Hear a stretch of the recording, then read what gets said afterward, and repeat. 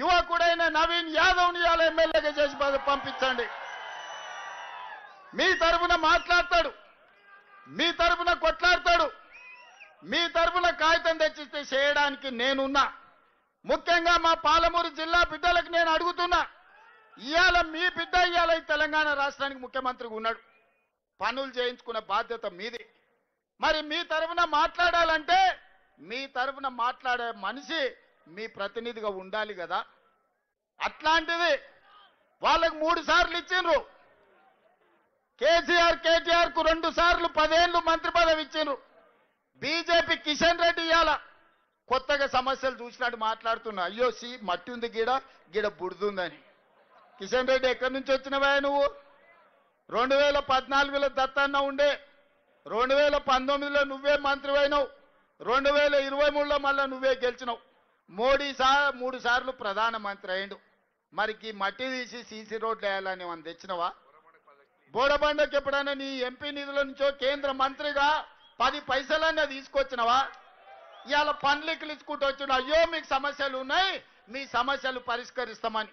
ఈ దేశానికి ప్రధానమంత్రిగా నరేంద్ర మోడీ ఉన్నాడు. ఏం తెస్తావో తీసుకురా, ఇంకా 10 రోజులు ఉంది పోలింగ్.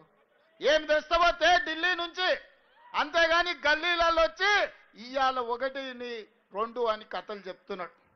పార్లమెంట్ ఎన్నికల్లో బీఆర్ఎస్ వాడు ఓట్లన్నీ బీజేపీని కేపించిండు.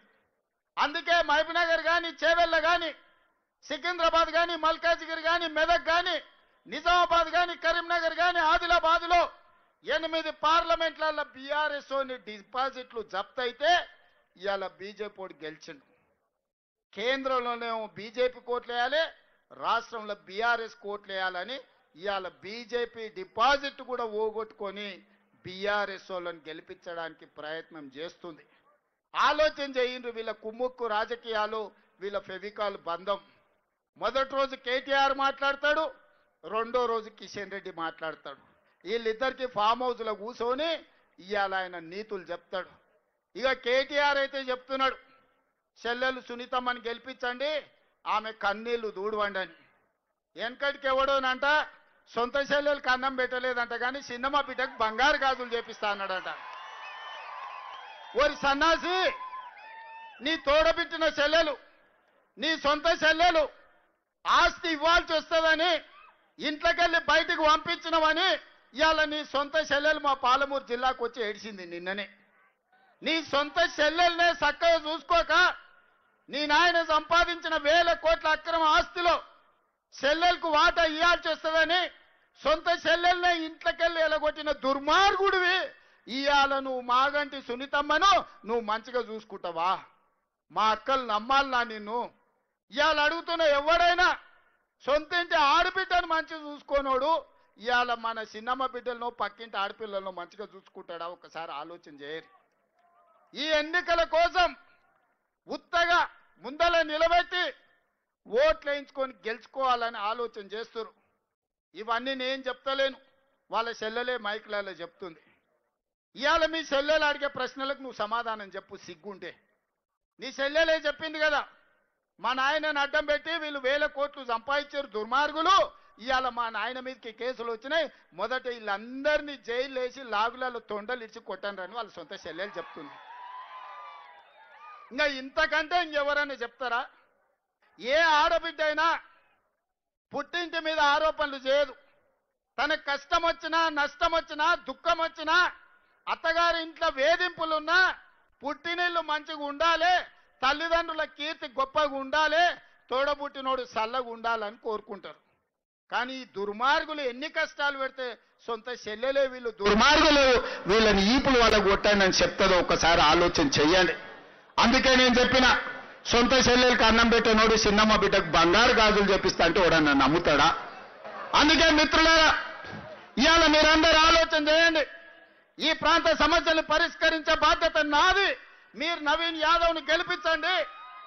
ఇవాళ ఈ నగరంలో ఏ పని చేయాలన్నా నాకు నా ఎంబడి ఉండాలి, నాతో పాటు పరిగెత్తటోడు రావాలి. అందుకే యువకుడు నవీన్ యాదవ్ని గెలిపించండి. ఒక్క ఓటుకు మీకు 2 సేవకులు వస్తారు. ఒక పక్కన అజరుద్దీన్ మంత్రిగా జూబ్లీహిల్స్ సమస్యల్ని పరిష్కరిస్తాడు, నవీన్ యాదవ్ ఎమ్మెల్యేగా ఉంటాడు. అనిల్ కుమార్ యాదవ్ ఈరోజు రాజ్యసభ సభ్యుడిగా ఆ నిధులు మీతోని ఖర్చు పెడతాడు. అందుకే మిత్రులారా, ఒక్క అవకాశం ఇవ్వండి. 3 సార్లు బీఆర్ఎస్ వాళ్ళకి ఇచ్చారు, 3 సార్లు పార్లమెంట్లో బీజేపీ వాళ్ళకి ఇచ్చారు. ఈ ఒక్కసారి నన్ను నమ్మండి, నవీన్ యాదవ్కు ఓటు వేయండి. ఈ ప్రాంతాన్ని అభివృద్ధి చేసే బాధ్యత నాది, మీ సమస్యల్ని పరిష్కరించే బాధ్యత నాది. అదే కాదు,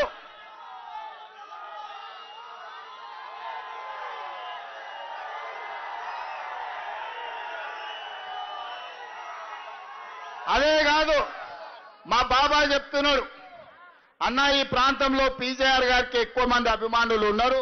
ఆనాడు పీజేఆర్ గారు వివిధ ప్రాంతాల నుంచి వచ్చిన వాళ్లకు ఈడ ఉండడానికి నిలువ నీడిచ్చిండు. ఈ బోరబండ చౌరస్తకు పీజేఆర్ బోరబండ చౌరస్తా పేరు పెట్టమని.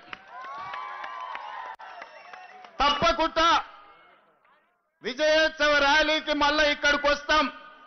ఈ చౌరస్తకు పీజేఆర్ బోరబండ చౌరస్తా అని పేరు పెట్టుడే కాదు, పీజేఆర్ విగ్రహాన్ని పెట్టించి మీ అభిమాన నాయకుడి విగ్రహాన్ని పెట్టించడానికి, ఈ ప్రాంత సమస్యల్ని పరిష్కరించడానికి నేను మళ్ళా మీ దగ్గరికి వస్తా.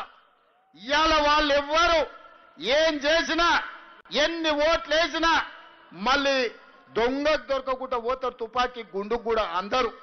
ఇవాళ కేవలం ఓట్లున్నాయని ఈ పక్క వచ్చారు. ఈ 20 నెలల వాళ్ళ ఎమ్మెల్యేనే ఉన్నప్పుడు ఎప్పుడన్నా వచ్చిండ్రా? అందుకే ఇవాళ మీరందరూ ఆలోచన చేయండి. ఒక మంచి పనికి శ్రీకారం చుట్టండి. ఒక యువకుడికి అవకాశం ఇవ్వండి. మీ ప్రాంతంలో పుట్టి, మీ ప్రాంతంలో పెరిగి, మీ సమస్యల పట్ల అవగాహన ఉన్నోడు ఈ ప్రాంతాన్ని అభివృద్ధి చేసే బాధ్యత నేను తీసుకుంటా. ఈ ప్రాంతానికి అవసరమైన నిధులు ఇస్తా, మీకు జరిగిన నష్టాన్ని పూడ్చుతా. ఇందిరమ్మ ఇండ్లు కూడా పట్టాలు ఉన్నోళ్ళకి ఇండ్లు కట్టుకోవడానికి మీకు ఇందిరమ్మ ఇండ్లు ఇచ్చే బాధ్యత నాది. మీ గ్రామాలలో